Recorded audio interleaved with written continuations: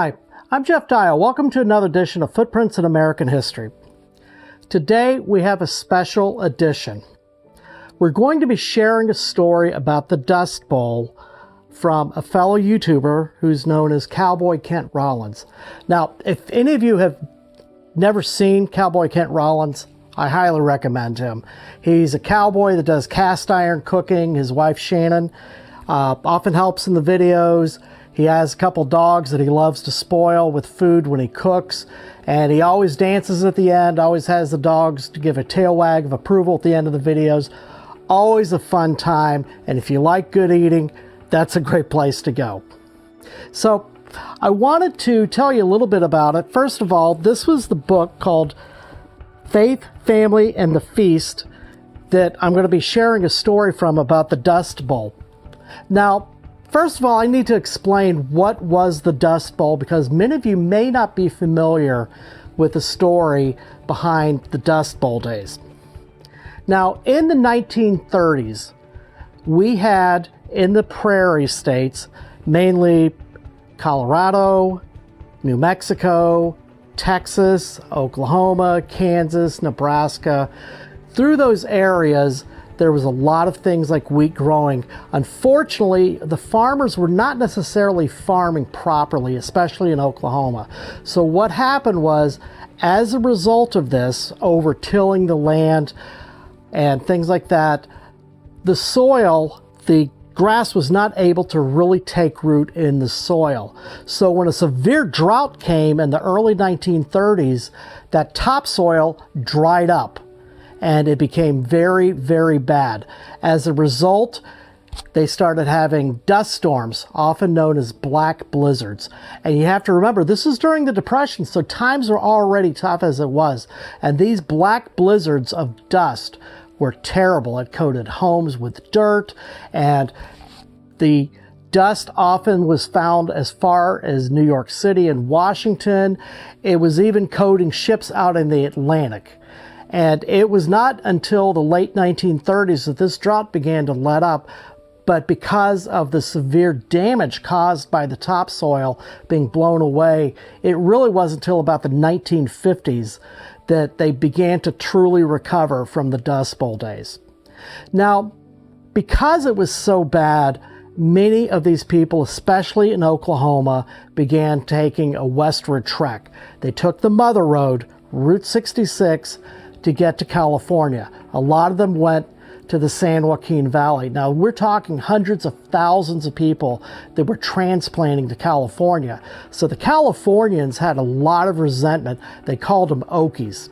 And they had a lot of resentment because it was competition for food, it was competition for money, and during the Depression, it was really bad. Now, if you've ever heard of the book called The Grapes of Wrath, written by John Steinbeck, he wrote that about the Okies that were traveling to California during the 1930s.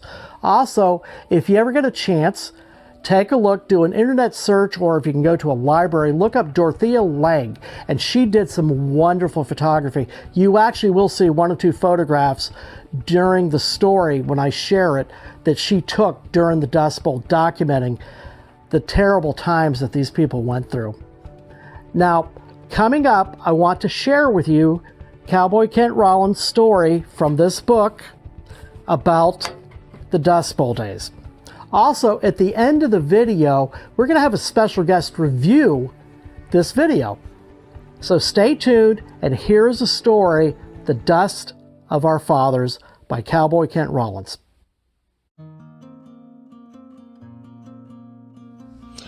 I was raised and still live in the very southwest corner of Oklahoma, and if you throw a rock to the west, it will land in Texas. Our community of Hollis is nestled on a flat, grassy prairie of the Great Plains. Wheat and cotton fields dot the landscape, as well as many cattle ranches, many of which have been in operation for generations. It's harsh country. The wind blows and the dust rolls here. Some calves are born and won't feel a raindrop on their backs for months. Folks don't just have grit in their teeth, but in their hearts too. It's not for the weak, and most of the folks who call this their home are the descendants of Dust Bowl survivors.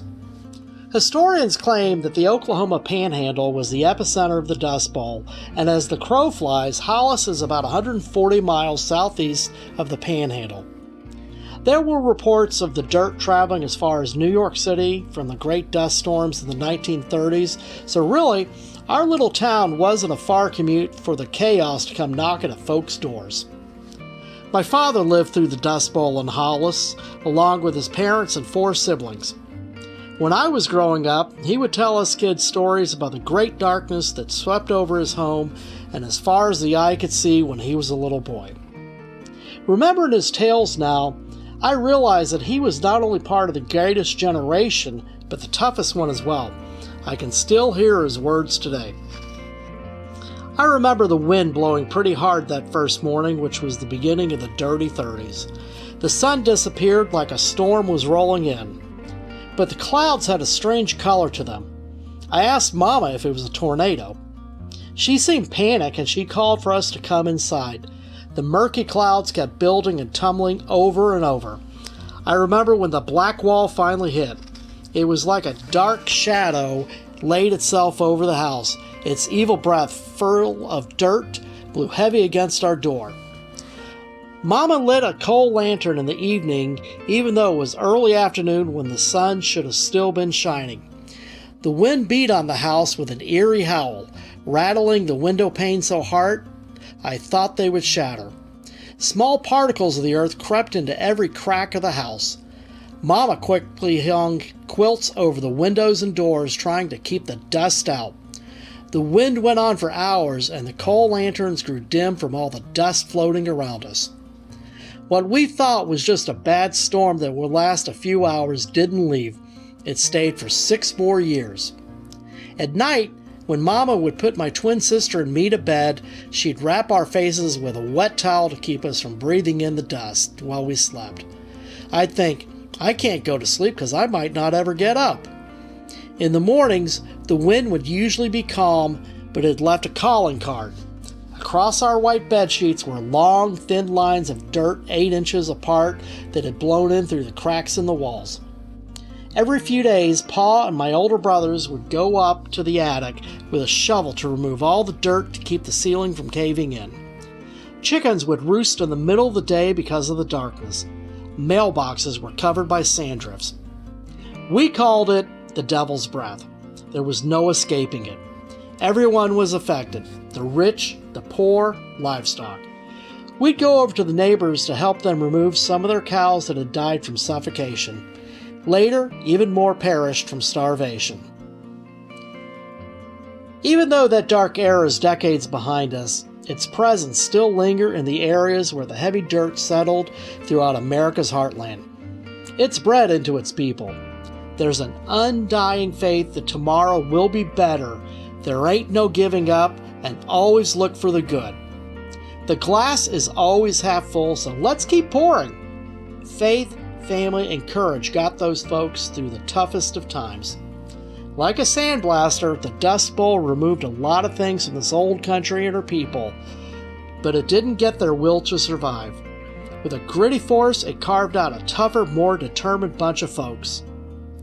I'm glad I didn't have to go through it, but I'm so proud and indebted to those who did. I hope to continue their legacy.